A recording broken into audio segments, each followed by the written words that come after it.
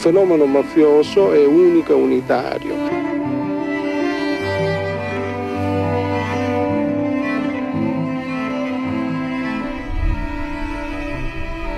Trovammo una serie di coincidenze investigative. Ma ne resi conto dell'importanza che adesso era stata assegnata?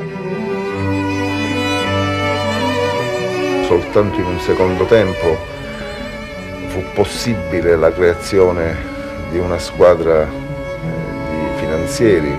Questa era la nostra stanza dove per anni siamo stati qua a svolgere il nostro lavoro.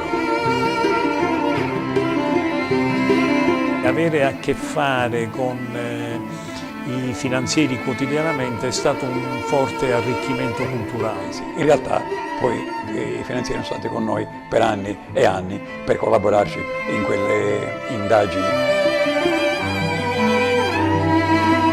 Una miriade di documenti per i quali non sapevamo fare ordine.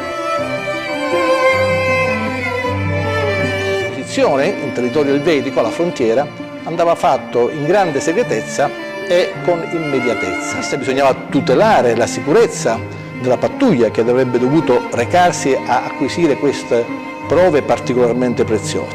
E poi temevamo che una qualsiasi fuga di notizie